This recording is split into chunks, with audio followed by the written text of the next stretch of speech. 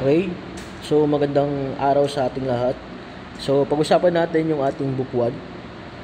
Okay, pag sinabi natin book 1, pag-uusapan din ba natin yung ating book 2? Ang sagot yes. Ngayon, pag sinabi natin book 1, pag sinabi natin book 2, tama ba? Sila ay uri ng criminal law sa Pilipinas. Okay, sila ay criminal law sa Pilipinas, tama? They are both criminal law. Okay, pag sinabi natin criminal law mga sir, okay, bago magkaroon ng criminal law, kinakailangan muna yung isang bansa o yung isang lugar, okay, ay consider nating state or bansa. Okay, hindi pwede magkaroon ng batas, hindi pwede magkaroon ng criminal law sa isang lugar kung yung isang lugar o yung isang bansa ay hindi bansa. Okay, pag sinabi nating bansa mga sir, ano yung mga elements, okay, para masabi nating bansa ang isang bansa? Sabi natin, the state, the country, or nation, okay, must have 4, okay, elements. First, meron tayong tinatawag na territory.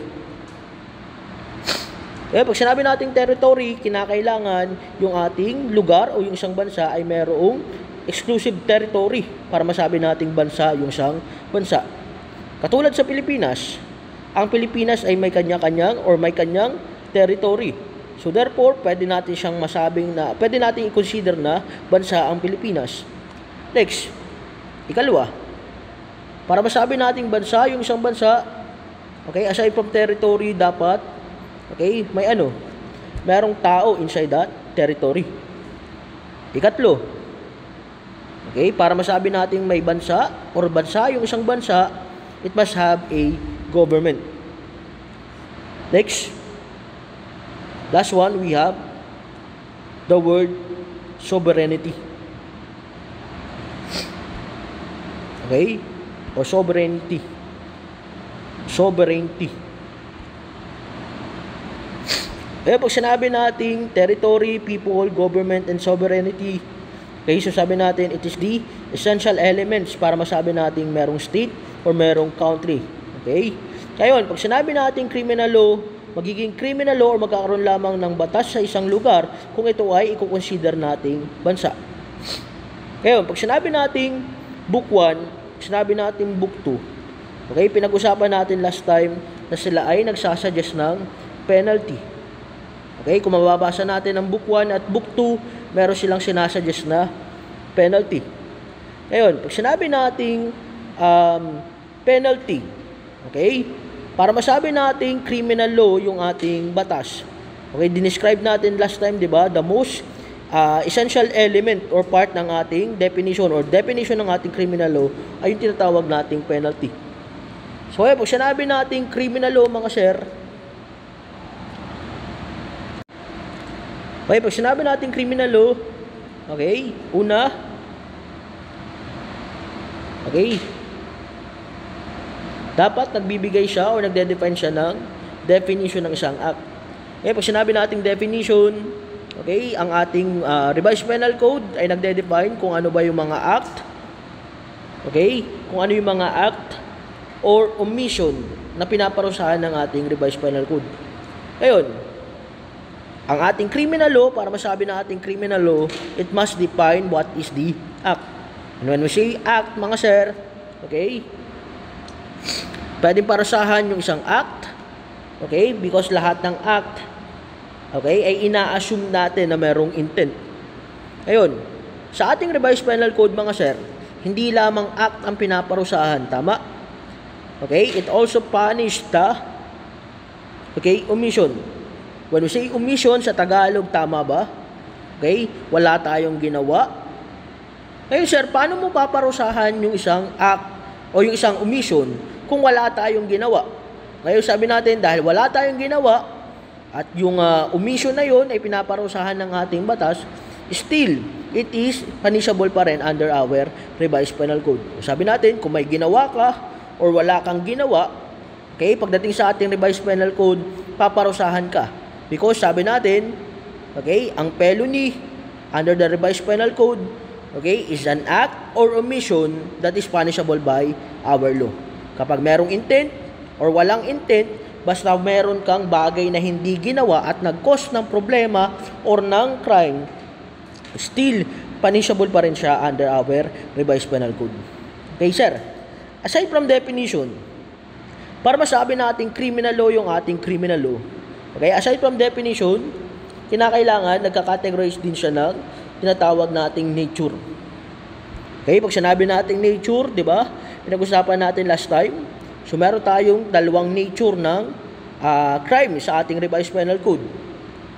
So, meron tayong mala in se at meron tayong mala prohibita. Mala prohibita. Okay? Pag sinabi natin mala in se, describe natin last time na these are inherently wrong.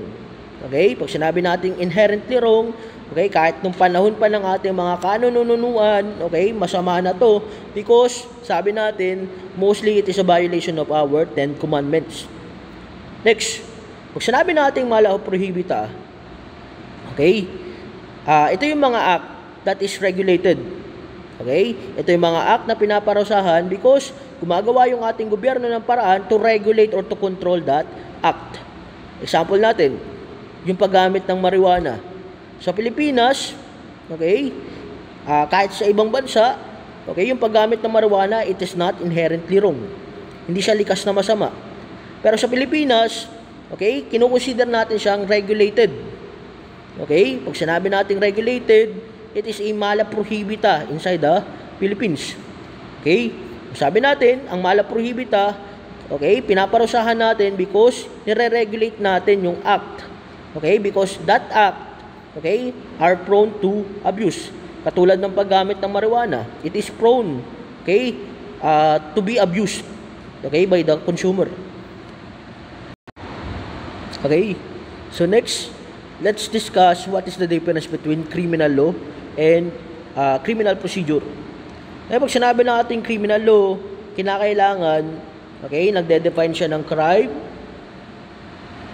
Okay, diniscuss natin yan kanina, di ba? Next, nagka-categorize ito ng nature ng isang violation. And last one, yung sabi natin kanina, or sabi natin last time, di ba? The most essential or most important element ng ating criminal law ay yung pagsasuggest niya o yung term na punishment or penalty. Kung yung isang batas ay nagsasuggest ng penalty or punishment, sabi natin, pwede natin siyang ma-consider as criminal law.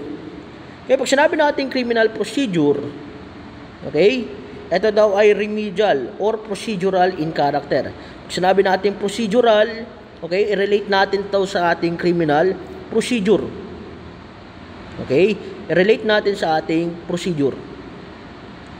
Kaya pag sinabi natin procedural sa ating criminal procedure, okay, makikita natin yung iba't ibang proseso kung paano ikakandak yung trial. Sabi natin, kung tayo sa ating criminal law ay nagparusa ng isang act, okay, nagparusa ng isang act or omission, okay, na pinaparusahan ng ating revised penal code, sa ating criminal procedure, makikita natin yung iba't ibang procedure. Makikita natin yung iba't ibang remedy. Okay? Based dun sa act or omission na nagawa natin, or based dun sa act or omission, okay, napaparusahan ng ating batas. Okay, pag sinabi natin criminal procedure, makikita natin dito yung procedure or yung remedy after natin mag-commit ng isang act or omission that is punishable by our criminal law. Okay, next. When it comes to application, ang ating criminal law can be applied prospectively. Okay? Pag sinabi natin prospectively, 'di ba, yung ating criminal law, yung ating batas, okay, ina-apply natin, okay, pauna. Okay? So sabi natin, lahat ng ating batas can be applied pauna. Okay? Pag pauna yung application, that is prospective. Okay? Or prospectively. Okay, pag sinabi natin criminal procedure, okay, ang criminal procedure daw ay can be applied or may be applied retroactively. Okay, balikan natin muna pala yung ating criminal law. Okay, as a general rule, yung application ng ating batas can be applied, okay, pauna. Okay, prospectively. Ngayon, sabi natin, ano yung pagkakataon wherein we can apply our criminal law Okay, retroactively. Pag sinabi natin criminal law retroactively o retroactively, pwede nating i-apply yung ating criminal law pabalik or pabaliktad. Okay? Yung sabi natin, di ba, as a general rule, lahat ng application ng ating criminal law pauna. So ngayon, pwede daw natin, okay, gamitin yung ating criminal law, okay, pabaliktad. Okay? Kailan? Okay, commonly, pwede natin siyang i-apply kapag siya ay favorable to the accused. Example natin, okay, sa mas naunang crime, okay, pinaparusahan siya ng mas mataas na penalty. So ngayon, sabi natin, kung mataas yung penalty, since yung ating criminal law ay i-apply pauna, okay, dapat i-apply natin yung mabigat na penalty according do sa existing law na meron ng Pilipinas. Ngayon, paano kapag nagkaroon ng amendatory law? Okay, inamend yung isang batas na nagpaparusa ng severe punishment, okay, doon sa isang act na yun. Okay, so sabi natin, katulad nung kay Robin Padilla. Okay, sa case ni Robin Padilla, di ba, kung mababasa natin, yung kanyang crime na nakumit ay illegal possession of firearm. Okay, mabigat yung parusa sa unang crime na nakumit ni Robin Padilla. So ngayon, nagkaroon ng pagbabago or amendments dun sa crime na nakumit ni Robin Padilla. So ngayon, mas pinababa natin or mas pinalower natin yung penalty. So ngayon, since favorable yan kay Robin Padilla, so pwede nating i-apply pabaliktad or pabalik yung ating criminal law since ito ay favorable dun sa isang akusado na naparusahan ng isang crime. Okay, so that is the general and the exception pagdating sa ating criminal law. So ay pag sinabi nating criminal procedure, okay, katulad nung kanina, okay, it can be applied also retroactively, pabaligtad. Okay? Pag sinabi nating criminal procedure, it is promulgated by the judiciary. Okay. So pag-usapan natin ang sources of our criminal law. So meron tayong una, yung ating revised penal code. Okay? Ang revised penal code ay kilala din sa tawag na Act number 3815. Okay? Kilala din siya sa tawag na Act number 3815. So it was enacted, okay, kailan? Noong December 8, 1930. Okay? It was enacted kailan? December 8, 1930. So ngayon, kailan siya nag-took effect? Okay? Kailan siya nag-took effect? Noong January 1, 1932. Okay? Nag-took effect noong January 1, 1932. Kaya pag sinabi nating revised penal code, ang revised penal code ay galing sa ating Spanish Código Penal. Okay? Ay galing sa Spanish Código Penal.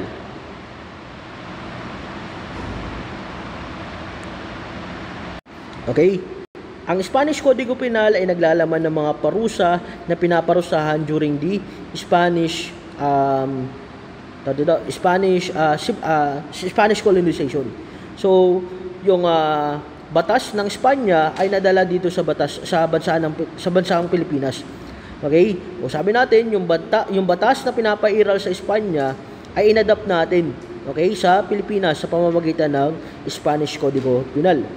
So ayun, sabi natin ang ating revised penal code, okay, ay direct translation ng ating or direct English translation ng ating Spanish Código Penal. Okay? So sa makatuwid, ito ay galing sa ating Spanish Código Penal. Ngayon, kapag meron daw conflict between the English translation and in Spanish translation, ulitin natin kapag merong conflict between Spanish and English translation, okay, always ang gagamitin natin ay yung translation na sinasuggest ng ating Spanish Código Penal, which is in Spanish. Okay? Okay, so sabi natin, kapag merong conflict between Spanish and English translation, lagi nating susundin yung Spanish translation because dun galing yung ating revised penal code sa Spanish. Okay, Kodigo Penal. Next, we have special penal law. Pag sinabi natin special penal law, okay, matatandaan, okay, dinascuss natin to last time. Okay, lahat ng provision or batas na hindi natin makikita, okay, as a general rule, okay, sa ating revised penal code, okay, ay isang violation ng ating special penal law. Sabi natin, kapag mayroong batas or provision na hindi tayo makikita or hindi makikita, okay, sa loob ng ating revised penal code, so that is special penal law. Okay? Kaya pag sinabi nating violation of our revised penal code, tinatawag natin siyang felony. Kaya pag sinabi nating violation of our special penal law, that is offense. Okay, ano tatandaan natin? Batas or provision that cannot be found, okay, inside our revised penal code. Okay, next.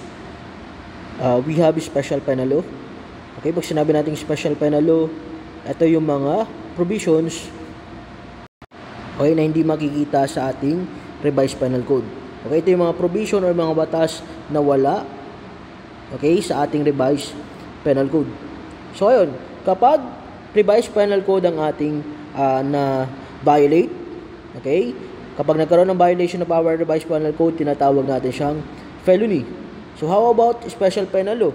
Kapag na-violate natin ang special penal law, tinatawag natin siyang offense. Next. Excuse me. We have presidential decree. Ngayon, pag sinabi natin presidential decree, okay, i-relate natin yung ating executive order. Executive order. Kaya pag sinabi natin presidential decree, mga sir, ito yung mga batas, okay? Mga batas, okay, na nagawa during the Marcos Sr. administration. Diba? Si Ferdinand Marcos, during his time, okay, nag-declare siya ng tinatawag nating martial law. Ngayon, nung nagkaroon ng martial law, lahat ng kapangyarihan ay hawak ng ating chief executive, okay, ng ating president. So ngayon, during this time, since nagkaroon ng martial law, literal nakasarado yung ating kongreso. So ngayon, dahil literal nakasarado yung ating kongreso, hindi makapasok yung ating mga congressman, okay, para makagawa ng ating batas. So since na-deprived ng power, okay, yung ating congress para gumawa ng batas, so lahat ng batas ay lahat ng kapangyarihan para gumawa ng batas, mamuno sa Pilipinas ay nasa isang tao lamang. Okay, which is yung ating Chief Executive before na si Pangulong Ferdinand Marcos Sr. So ayun, lahat ng batas na nasagawa or naipatupad during the administration of Marcos ay tinatawag nating presidential decree. Okay? Yung mga PDs na yan, ulitin natin, okay, ay nagawa during the administration of Marcos. Okay? Next, how about yung ating executive order? Okay, compare sa ating executive order, compare sa ating presidential decree. Okay? Ano yung pagkakaiba ng anong pagkakapareho ng ating executive order at ng ating presidential decree? Ang ating mga PDs, ang ating mga executive order ay statute informed o statute informed. Okay? Pag sinabi natin statute informed, sa kasalukuyan, okay, makikita natin yung mga batas natin sa kasalukuyan na, okay, kaya ang una ay Republic Act. So ngayon, ang ating Republic Act, okay, ay isang statute informed. Pag sinabi natin statute informed, pag yan ay naisa batas, okay, dapat sundin ng mga tao na nasa jurisdiction ng Pilipinas o nasa territory ng Pilipinas. Okay, ngayon, ang ating EO, yung ating PDs, ay katulad ng ating Republic Act, they are statute in nature. Okay? Sila ay batas na dapat sundin at kapag na-violate natin, merong mga, okay, suggested penalties. Okay, yung ating mga EO at yung ating mga PDs. So, ay, pag sinabi natin executive order, ito naman yung mga batas, okay, na isa batas during the administration of Corazon Aquino. So, ngayon, sir, bakit daw? Okay, nagkaroon ng EO during his time. Ngayon, ayaw gamitin ng dating Pangulong Corazon Aquino yung mga batas, okay, na naisagawa during the during the administration of Marcos. So ngayon, ang ginawa niya, nag-declare siya ng revolutionary government wherein, okay, yung mga batas, okay, during his time na na-create, okay, ay nagsisimula sa tinatawag dating executive order. So katulad nung time ni Marcos, okay, merong isang taon, okay, si Corazon Aquino, okay, wherein nasa kanya yung kapangyarihan gumawa ng batas. So ngayon, from 1986 to 1987, okay, may almost 1 year ang ating dating Pangulong Corazon Aquino na gumawa ng batas. Okay? Lahat ng kapangyarihan sa kanya, okay, during the 1986 to 1987, okay, pati yung pag-formulate ng batas, okay, ay nasa kamay ng ating dating Pangulong Corazon Aquino. So ngayon, since nagkaroon tayo ng 1987 Philippine Constitution, so unti-unting naibalik yung ating ayos o yung distribution of power sa ating bansa. Okay? Nung nagkaroon tayo ng 1987 Philippine Constitution. Okay? Yung karapatan o yung authority na gumawa ng batas, okay, ay nasa Congress na during the 1987 Philippine Constitution. So ngayon, yung function ng ating gobyerno during the 1987 Philippine Constitution, mula nung ito ay nag-took effect, okay, ay na-distribute na sa ating iba't ibang branches ng ating government. Okay? Next, pag-usapan naman natin yung characteristics of criminal law. So, we have generality. Okay? So, pag sinabi natin generality, penal laws, and those of public security and safety shall be obligatory upon all who live and sojourn in the Philippine territory. So, pag sinabi natin generality, nakapokus tayo sa person. Okay? Nakapokus tayo sa person or individual inside our country. Okay? O person or individual na nakatira or pansamantalang nanunuluyan sa ating bansa. Okay, pag sinabi natin person, okay, sino yung mga tao na ito? So, meron tayo tinatawag na Filipino resident. Okay, Filipino national or Filipino resident. Ikalwa, we have alien national. Alien national. Ngayon, as a general rule, kung ikaw ay Pilipino, okay, na nakatira sa Pilipinas, okay, kinakailangan or you are obligated, okay, to follow the rules and regulation including the laws of our land if you are Filipino citizen. Ngayon, sa Filipino citizen lang ba mag-a-apply yung pagsunod natin sa batas, okay, na umiiral sa ating bansa? Ang sagot, hindi. Why? Because sabi dito, tumutukoy ito sa person. When you say generality, tumutukoy ito sa individual or person na nasa ating territory. So, kahit ikaw ay Pilipino or hindi Pilipino, as long as you are, okay, in the Philippines, kinakailangan mong sumunod sa pinaiiral na batas sa Pilipinas.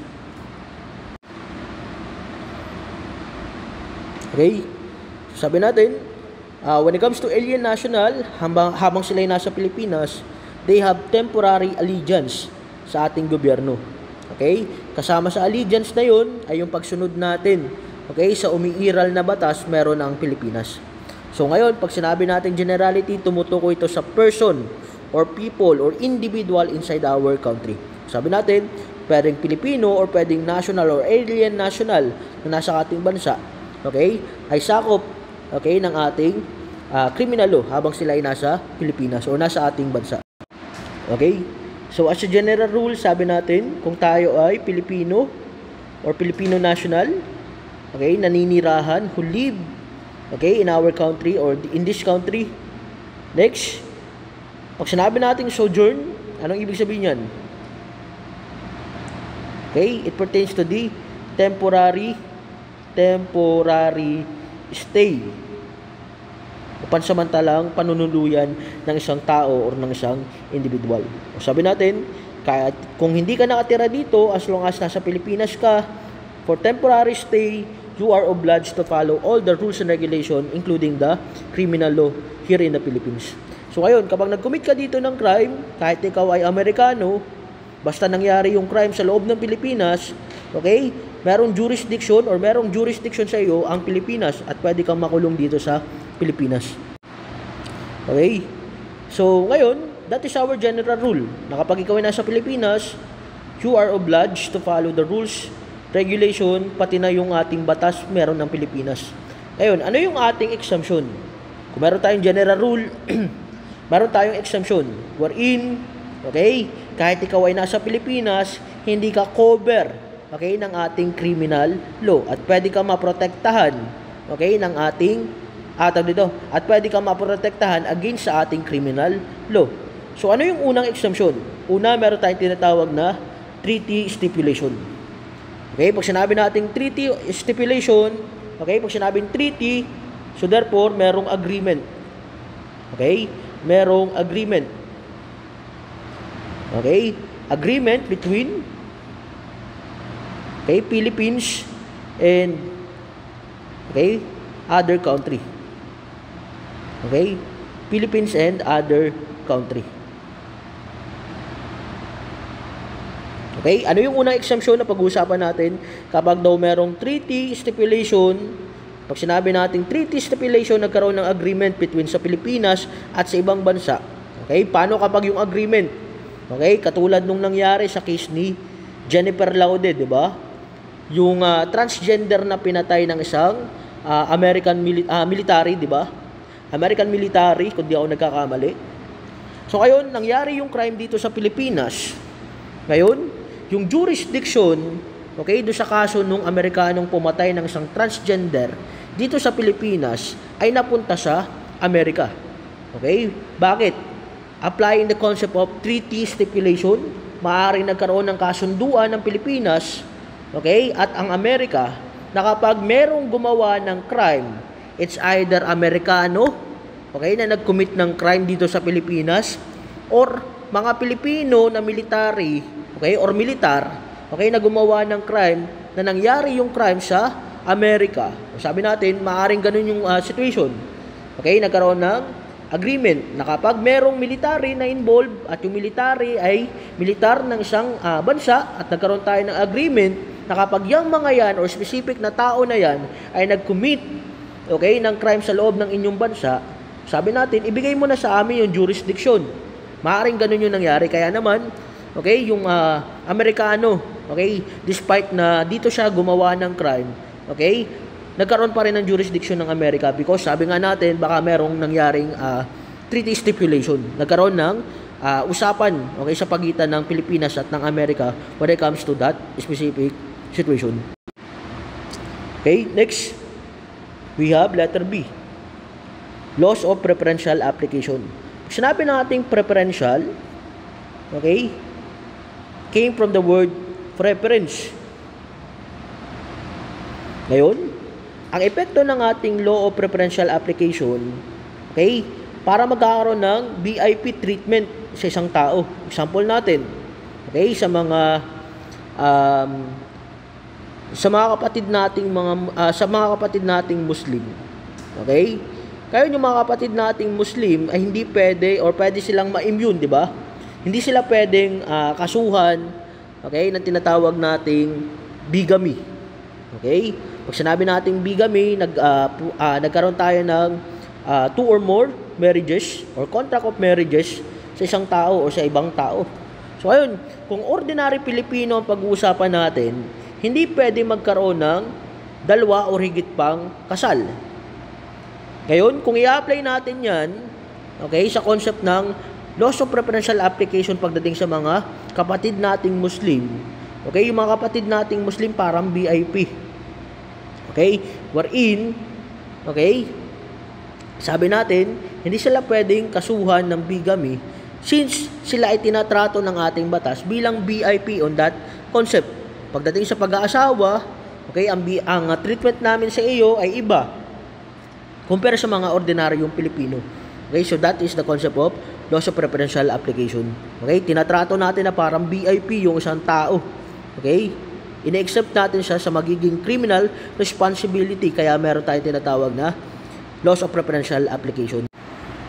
Okay, next we have principle of public international law. So ngayon, pag sinabi nating principle of public international law, okay, may mga specific na group ng mga individual, okay, wherein kahit sila ay nasa Pilipinas o kahit sila ay nasa ibang bansa, okay, magkakaroon ng protection, okay, para ma-prosecute sila sa isang criminal law. Okay, so sino yung mga pag-uusapan nating individual dyan? So meron tayong mnemonics na scam. Okay? Pag sinabi natin scam, okay, S stands for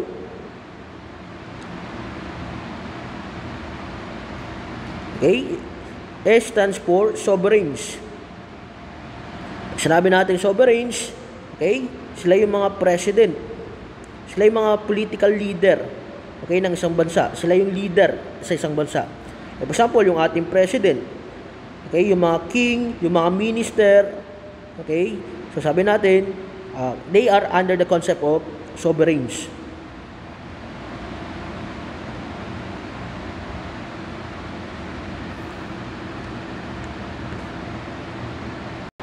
Okay, ano nga yung example natin? We have president, okay, we have king or queen na kapag nag-commit ng crime dito sa Pilipinas, okay, hindi sila pwede maging subject ng isang criminal law. Okay? So that is sovereigns, or that is principle of public international law. Next. Okay? C stands for charges d'affaires. Okay? Charges d'affaires. Okay, pag sinabi nating chargers d'affaires, they are diplomats. Okay? Sila yung mga diplomats, okay, sa isang bansa, okay, na ipinadala ng kanilang bansa. Okay, for treaty. It's either treaty or mga kasunduan related to business. Next, A stands for ambassador. Next, we have, okay, minister plenipotentiary. Okay, we have minister plenipotentiary.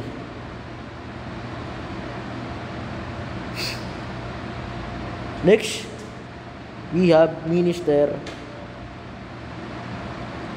president.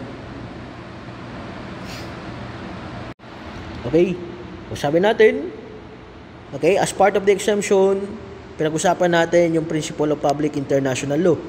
Okay, under the principle of public international law, meron tayong iba't ibang individual, okay, na iba yung status, okay, wherein kapag sila yung nag-commit ng crime, habang nasa Pilipinas, they cannot be subjected to our, or they cannot be subject, okay, of our criminal law. So ayun, pag sinabi nating sovereigns, charges d'affaires, okay, ambassador, minister plenipotentiary, okay, ano pa yung M na natitira? Yung ating minister resident. Okay, so sabi natin, habang nasa Pilipinas, okay, ginagawa nila yung kanilang function habang nandito sa Pilipinas, nag-commit sila ng crime, they are exempted, okay, from our criminal law. Sir, paano kapag sila ay nasa Pilipinas, okay, at nasa ganitong status sila, pero nakagawa sila ng crime, okay, which is not related to their function, okay, pwede ba silang kasuhan? O sagot natin, kahit mayroong relationship sa kanilang trabaho, okay, kahit wala, okay, or kahit walang relationship or connection sa kanilang trabaho, still, dahil sa kanilang status, they are exempted from our criminal law. Pwedeng wala, or pwedeng merong connection sa ating, sa kanilang function, sabi natin, as a general rule, hindi sila magiging subject ng ating criminal law. Okay? So, pahiin natin to para meron pa tayong space for our another discussion. Okay, sir, sabi natin, di ba, as part of principle of public international law, okay, itong mga tao na to, okay, yung ating sovereign, another chief of state, ambassador, minister plenipotentiary minister resident charges the affairs, they are not subject of our criminal law as a general rule. Okay? So sabi natin, as a general rule, palagi silang exempted. Okay, sir?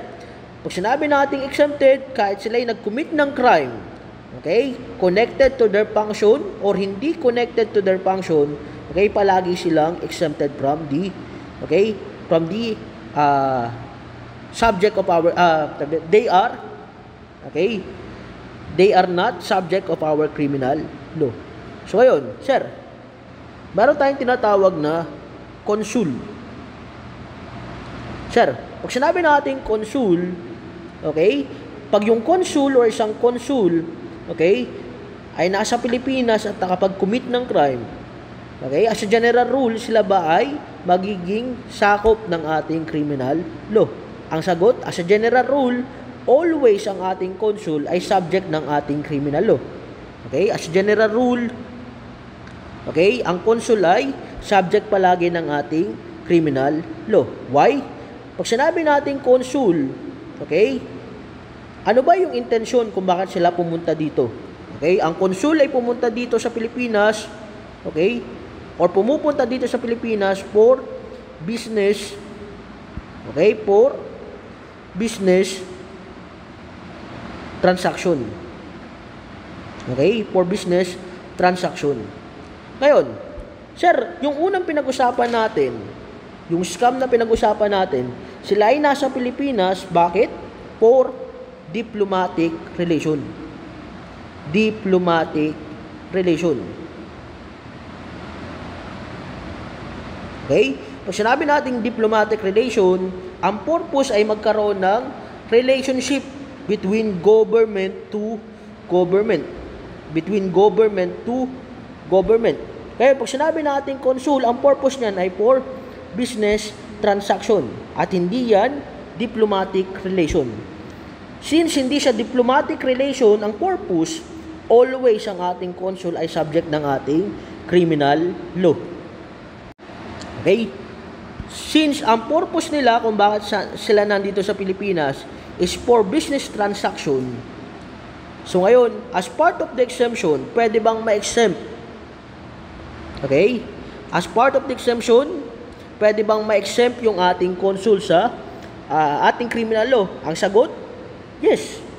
Okay? Provided na yung consul, okay, na nandito sa Pilipinas, okay,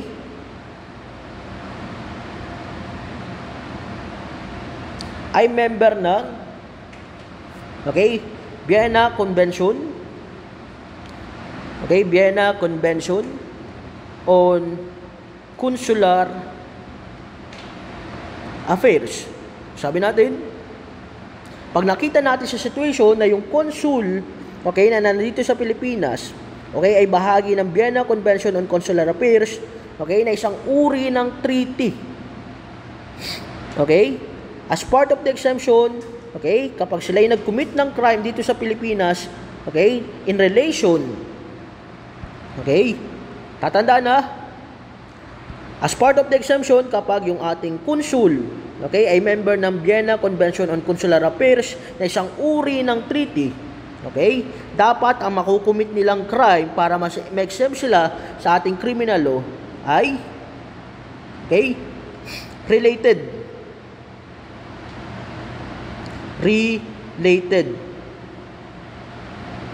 okay, to their function. Okay? Sinabi natin related to their function, okay, habang ginagawa niya yung kanyang duty as a consul dito sa Pilipinas. Sabi natin, okay, nakagawa siya ng crime, okay, so sabi natin, he or she will be exempted to our criminal law provided na yung kanyang ginagawa ay yung kanyang nagawa, okay, na crime ay in relation or in connection to his or her performance. Ngayon, sir, paano kapag yung ating consul ay nakapag-commit ng crime, okay, at hindi related sa kanyang function, okay, yung pagka-commit niya ng crime o yung na-commit niyang crime, so sabi natin, kahit meron tayong exemption, Okay, meron pa rin tayong exemption to the exemption wherein kapag nakapag-commit ng crime at hindi related sa function, okay, magiging subject siya ng ating criminal law. Okay? So, i-recap natin, as a general rule, ang consul, okay, ay always subject ng ating criminal law. Okay? Kapag yung consul, okay, ay nasa Pilipinas at nakapag-commit siya ng crime, as a general rule, sabi natin, he or she is subject of our criminal law. So, ngayon, ano yung exemption? Sabi natin, kapag siya ay member ng Vienna Convention on Consular Affairs na isang treaty. Okay? So, sabi natin, pwede siyang ma-exempt provided yung crime na nakumit niya ay in relation to his or her function. Sir, kapag wala or hindi connected to his or her function, so therefore he or she is subject of our criminal law. Kaya pag sinabi nating treaty, wala siya dito sa principle of public international law. Hanapin natin yan sa tinatawag nating treaty stipulation. Next. Okay. Another characteristics of our criminal law, we have territorial. Okay, or territoriality. Sinabi natin territorial or territoriality, pag-usapan natin dito yung tinatawag nating place, okay, where act, okay, place where act or omission took place. Kung saan nangyari yung crime. Okay, o sabi natin, meron tayong tinatawag na general rule. Okay? As a general rule, lahat ng crime, okay, na nangyari sa ating territory. Okay? Lahat ng crime na nangyari sa ating territory, meaning inside the Philippines, ay always, okay, triable here in the Philippines. Ulitin natin as a general rule, lahat ng crime na nangyari inside our territory, okay, ay always triable here in the Philippines. Okay, sir, paano kapag yung crime ay nakomit hindi dito sa loob ng Pilipinas? Okay, nakomit yung crime sa labas ng Pilipinas. Pwede bang managot yung isang tao? Okay, kahit wala na siya sa territory ng ating bansa? Okay, ang sagot, pwede. Because we have exemption. Ngayon, meron tayong tinatawag na extraterritoriality principle. Ngayon, meron tayong Article 2 of the Revised Penal Code, wherein binding even on crimes committed outside the Philippines. Under Article 2 of the Revised Penal Code, makikita natin yung extension ng ating territory. Pag sinabi natin extension ng ating territory, pwede nating i-apply yung ating criminal law, okay, kahit wala na siya sa ating territory. Provided na papasok yung crime, okay, or yung act in this different exemption provided by the Article 2 of the Revised Penal Code. First, we have offense committed while on a Philippine ship or airship. Okay? So, una, yung ating Philippine ship. Okay? Pag sinabi nating Philippine ship, mga sir, kahit wala sa Pilipinas yung ating barko, okay, pwede siyang i-trial or pwede magkaroon ng trial, okay, dito sa Pilipinas, kahit na, okay, nangyari yung crime outside the territory of the Philippines. Kaya pag sinabi natin Philippine ship, pag-usapan natin yung nature ng ating ship. Okay? Pag sinabi natin Philippine ship, it must be merchant, okay, merchant vessel. Okay, merchant vessel. Okay? Pag sinabi natin merchant vessel, ginagamit yung vessel for commercial. First, for commercial, okay, commercial or business profit. Commercial or business profit. Okay, commercial or business profit.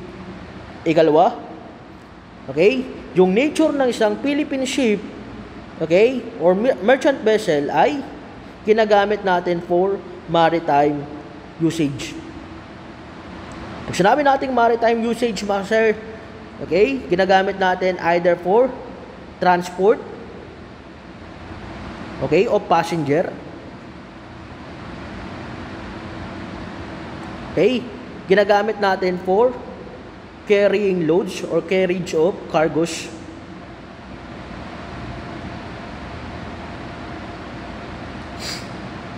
Or ginagamit natin for fishing.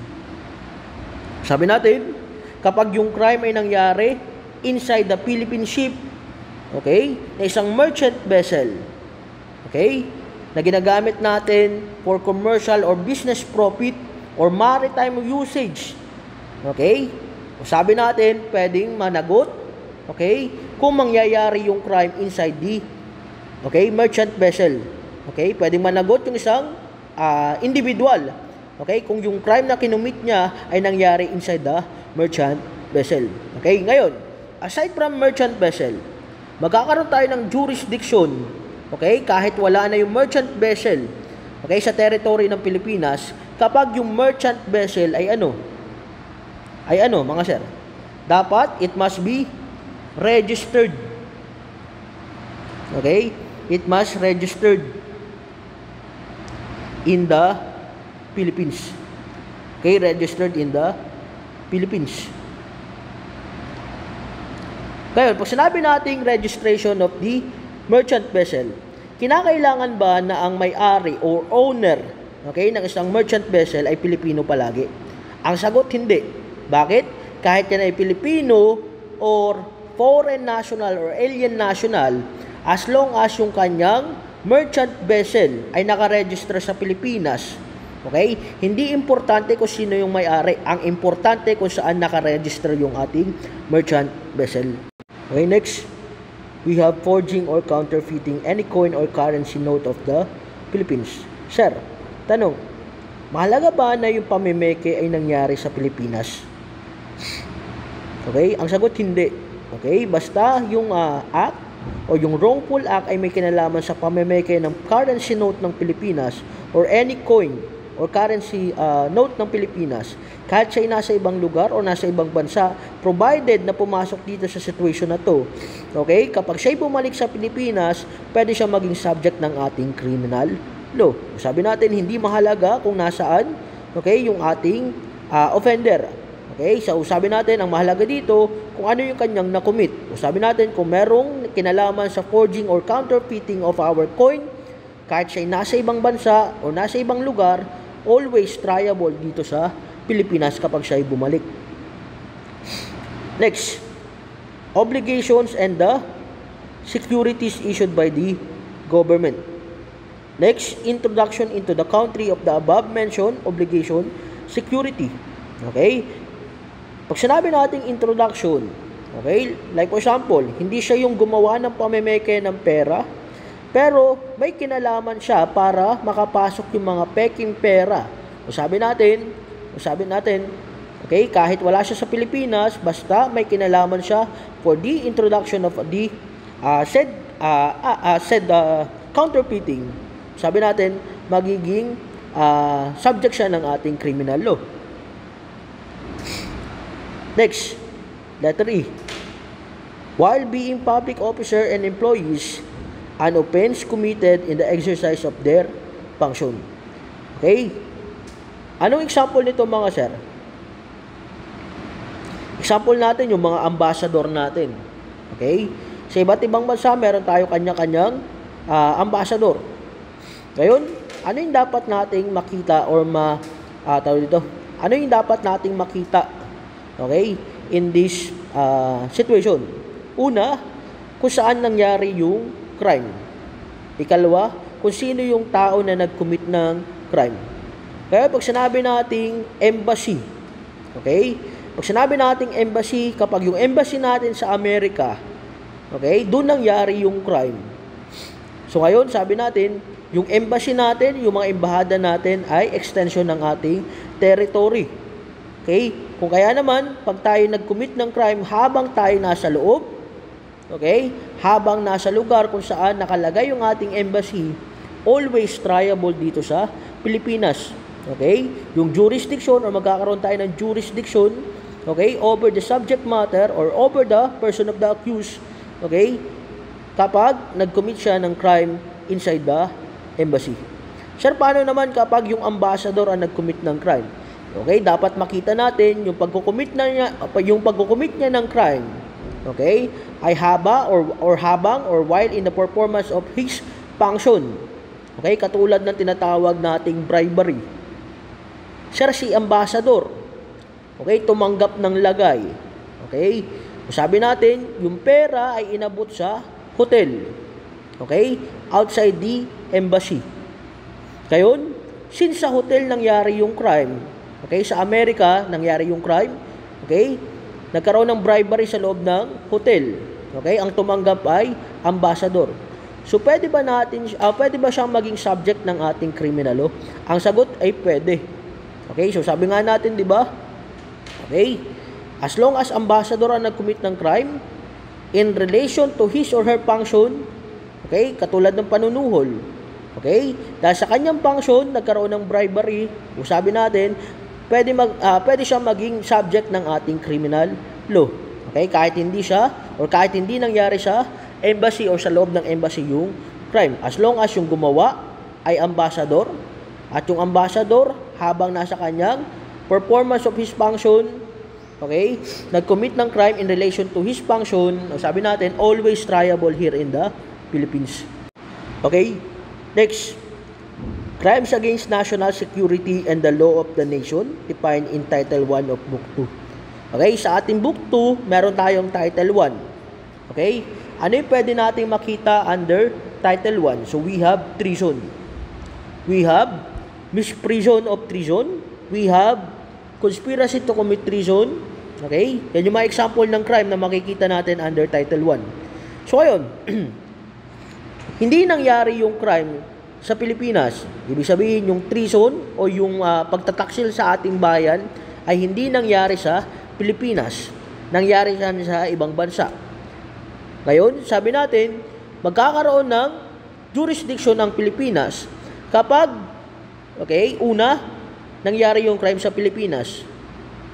Ngayon, paano kapag hindi nangyari yung crime sa Pilipinas at yung crime ay may kinalaman sa, okay, crimes against national security and the law of nation defined by the Title 1 of Book 2. Sabi natin, kahit wala sa Pilipinas yung offender na nag-commit ng treason, okay, kasi nasa ibang bansa siya, provided, okay, na may kinalaman sa crimes under the, okay, crimes against national security and the law of the nation, okay, yung crime, okay, magkakaroon daw ng jurisdiction ang Pilipinas over the subject matter or over the person of the accused.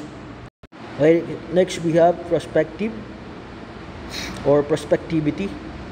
Sabi dito, the law does not have any retroactive effect. Okay? So ano ibig sabihin nito? As a general rule, pinag-usapan natin kanina, our criminal law must be applied or must applied, okay?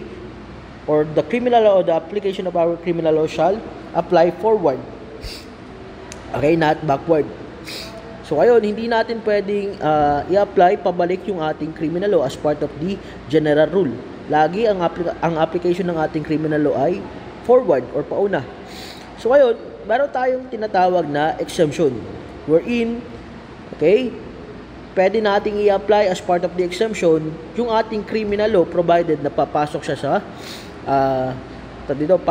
sa situation na ito. Okay? So, ano yung exemption natin? When the law is favorable to the accused. Okay, pag sinabi natin favorable to the accused, okay, yung konsepto ng favorable to the accused, okay, bilang example, ginamit natin example yung nangyari kay Robin Padilla, di ba? So, since mayroong bagong batas, okay, na nagpababa dun sa crime, okay, na na-commit ni Robin Padilla. So sabi natin, pwede natin siyang gamitin or i-apply pabalik provided that it is applicable or it is favorable to the accused. So ngayon, meron tayong exemption to the exemption. First, the new law is expressly made. Letter B, inapplicable to the pending action. Letter C, or existing causes of action. And letter D, offender is a habitual criminal. Okay, we have Article 2, application of its provision rules. Well, pag sinabi natin Article 2, Okay? Dito na i-apply yung tinatawag nating extraterritoriality principle. 'Di ba pinag-usapan natin kanina? Okay? Pag sinabi nating territoriality principle, okay? Sabi natin lahat ng na-commit na crime inside the territory, okay? Inside the territory of the Philippines ay subject ng ating criminal law. So ngayon, sabi natin under Article 2, magkakaroon tayo ng extension of our territory, wherein kahit wala sa territory ng ating Pilipinas, basta nangyari sa specific place na babanggitin natin or specific circumstances na babanggitin natin, okay, under Article 2, okay, so pwede pa rin natin i-apply yung ating criminal law kahit wala tayo sa territory ng ating bansa. Ngayon, para mas maintindihan natin yung tinatawag nating territoriality principle, pag-usapan natin yung territory ng Pilipinas. 'Di ba? Diniscuss natin last time. Kung ito yung mapa ng Pilipinas, basta mapa yan ha. Okay, kung yan yung mapa ng Pilipinas, okay, kung pag-uusapan natin ang provision ng ating 1987 Philippine Constitution, sabi ng ating 1987 Philippine Constitution, lahat, okay, ng sakop ng ating territory, lahat ng kalupaan, okay, lahat ng lahat ng katubigan o lahat ng mga resources na nasa katubigan or maging yung mga maging yung nasa lapaap, okay, ay kinukonsider nating territory, sabi ng ating 1987 Philippine Constitution. So ayun yung provision ng ating 1987 Philippine Constitution pertaining to our territory. Okay, so sabi natin hindi na natin ginagamit. Okay, bakit? Kasi ang ginagamit na natin ay yung territory na sinet ng ating United Nations Convention on the Law of the Sea. Okay, pag sinabi nating UNCLOS mga sir, kinulong tayo ng ating UNCLOS or kinulong yung ating bansa ng UNCLOS, okay, sa isang hugis. Tama? Ngayon, lahat nung nasa loob ng hugis na yan ay tinatawag nating territory. Okay?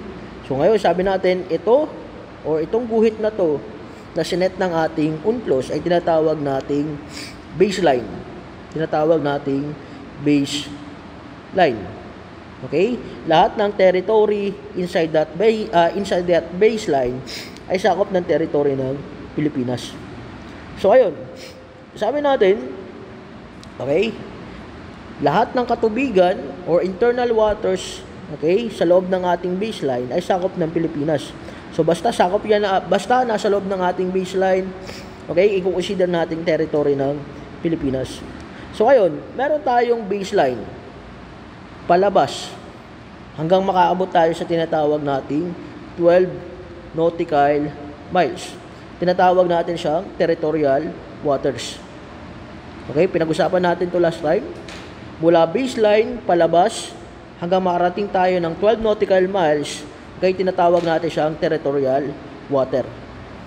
Next, mula baseline palabas, okay, hanggang makaabot tayo ng 24 nautical miles ay tinatawag nating contiguous zone. Okay, tinatawag nating contiguous zone. Next, mula sa baseline palabas hanggang makaabot tayo ng 200 nautical miles ay tinatawag nating tinatawag nating exclusive economic zone. Diba? Tinatawag natin siyang EEZ or exclusive economic zone. So ngayon, beyond 200 nautical miles. Pag sinabi nating beyond, okay, lagpas ng 200 nautical miles mula sa ating baseline. Beyond 200 nautical miles. Ano ang tawag natin dyan? Tinatawag natin siyang high seas. So ayun, pag sinabi nating territory outside the baseline, okay, as a general rule, habang lumalayo daw tayo sa baseline, nababawasan yung karapatan natin or yung kapangyarihan ng isang bansa, okay, na mag-apply ng kanyang batas kung yung nangyaring crime ay nangyari outside his or her territorial waters or outside the baseline rather. So ayun, sabi natin, Okay, habang tayo ay lumalagpas sa ating baseline, nababawasan yung kapangyarihan natin. Okay, na-i-apply yung ating law o yung ating criminal law. So, ayun, kapag ang situation, okay, yung crime ay nangyari, okay, dito sa ating 12 nautical miles. 12 nautical miles. Sabi natin ito ay tinatawag nating territorial water. Okay? Ang rule natin dito, since sa territorial water siya na-commit, okay, walang jurisdiction yung ating coastal water. Okay? Walang coastal water, bagang coastal state. Okay? So sabi natin, since nangyari yung crime inside 12 nautical miles, okay, outside the baseline, okay, so sabi natin, as a general rule, walang jurisdiction ang coastal state over the subject matter. Okay, so habang lumalagpas tayo sa ating baseline, nababawasan yung ating karapatan. So ngayon, as a general rule, okay, kapag yung ating vessel or kapag yung isang vessel, okay, exercising, okay, exercising pre-passage,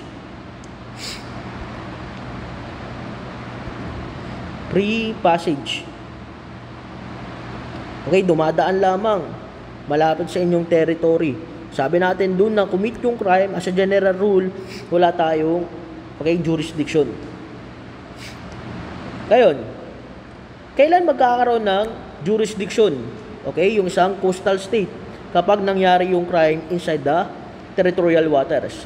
Okay, meron tayong tinatawag na exemption. Pag sinabi natin exemption, mag-a-apply yung ating coastal or yung law of coastal water. Law of coastal water. Kailan?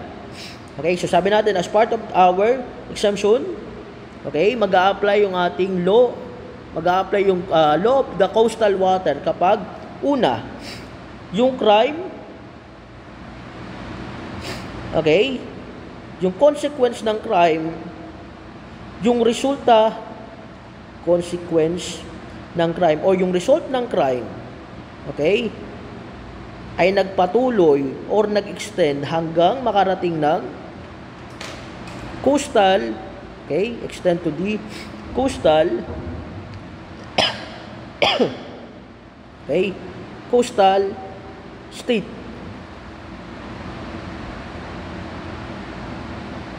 Coastal state. O sabi natin, as part of the exemption, kapag yung crime o yung resulta ng crime, okay, nag-extend sa coastal state dito sa territory ng isang bansa, o sabi natin, magkakaroon ng jurisdiction yung isang bansa kapag nangyari yung crime, okay, kahit nangyari yung crime outside the baseline.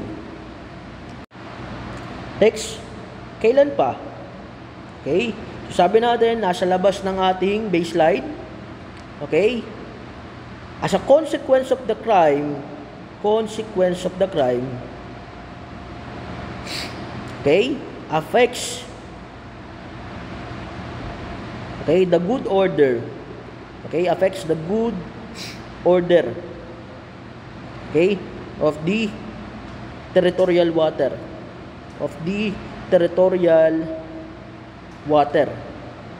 Okay? Pag sinabi natin affects the good order of the territorial water, may kinalaman to sa tinatawag nating freedom of navigation.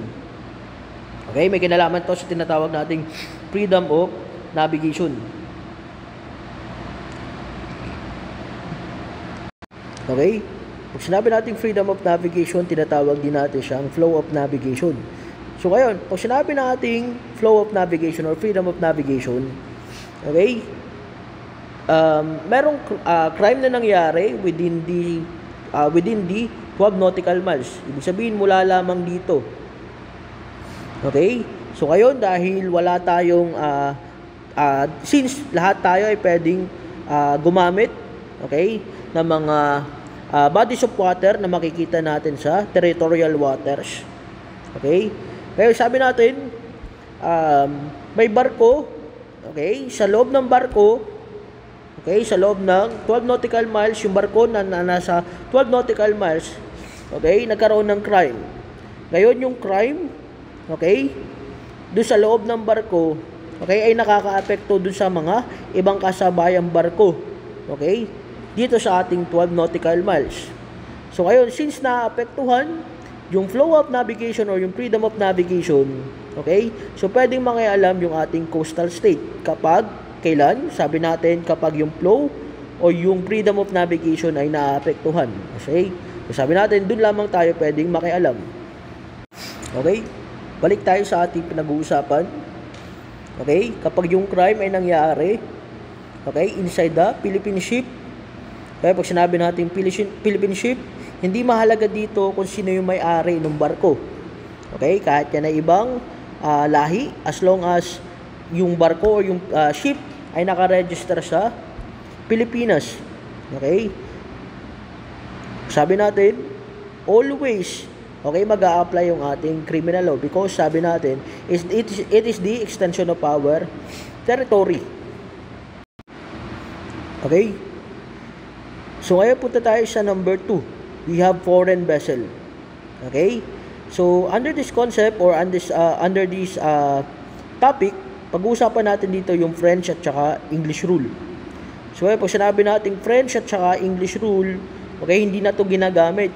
Okay? We abandon this concept because ang ina-apply na natin ay yung concept ng tinatawag nating territory set by the UNCLOS. So, ayun, pag tinanong sa board examination natin, okay, yung tinatawag nating French at saka English rule, okay, kunin muna natin yung concept ng English rule para mas maintindihan natin yung ating French rule. Okay, pag sinabi nating English rule, okay, ano sabi dito? Pag sinabi nating English rule, kapag yung crime ay nangyari inside the coastal state, okay, coastal state or baybayin ng isang bansa. Okay? Under the concept of English rule, anong sabi? Laging merong jurisdiction.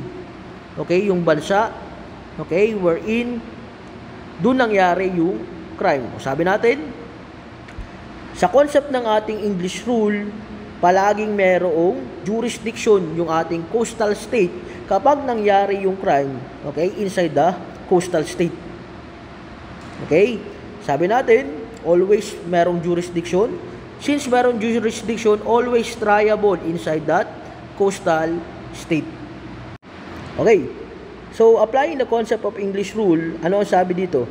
Crimes committed aboard a foreign vessel within the territorial waters of a country are triable in the courts of such country. Okay, kunin natin yung salitang foreign vessel. Pag sinabi natin foreign vessel, yung barko ay pagmamay-ari ng isang foreigner. Okay, like for example, MV Japonesa. Okay? O sabi natin yung barko, okay, ay pagmamay-ari ng Japan. Okay? O sabi natin yung MV Japonesa, okay, ay dumaong sa Pilipinas. Okay, nagkaroon ng crime sa loob ng barko. Okay? So sabi natin, as a general rule, okay, applying the concept of English rule, okay, laging merong jurisdiction yung ating territory o yung ating bansa over that foreign vessel. Okay? Okay. So, how about French rule? Okay, as general rule, crimes committed aboard a foreign vessel within the territorial waters of a country are not triable in the courts of such country. Okay, ang tatandaan natin, okay, palagi pagdating sa French rule, hindi muna jurisdiction, okay, ng isang bansa, okay, yung kaso against do sa crime na nangyari inside the foreign vessel. Okay, it is the opposite of the English rule. Diba ang English rule, kanina sa ating discussion, always triable basta nangyari yung crime sa loob ng coastal water. Okay, nangyari yung crime sa territory ng isang bansa. Okay, so sabi natin, always triable dun sa bansang yun, pag sinabi natin English rule.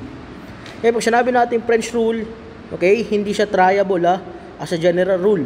Okay, sabi natin, hindi siya triable Kahit yan ay nangyari sa coastal water, provided na foreign vessel ang pinag-uusapan natin dito, o sabi natin hindi siya triable inside that country. Okay. Doon sa ating French rule, as a general rule, since hindi siya triable, okay, doon sa coastal state kung saan nangyari yung crime, saan magiging liable, okay, yung mga criminal na nag-commit ng crime inside the foreign vessel. So, mananagot sila dun sa sa country wherein registered yung ating foreign vessel. Hanapin natin kung saan naka-register yung foreign vessel.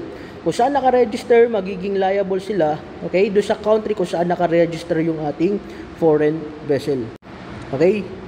So, pag-usapan natin yung exemption nung magkaibang rule. We have English and we have French rule. So, pag-usapan natin yung exemption.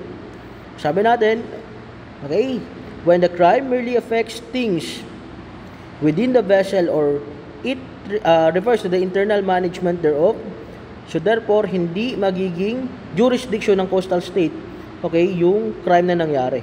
Okay, so sabi natin, kapag, okay, yung kaguluhan, okay, ay may kinalaman sa internal management.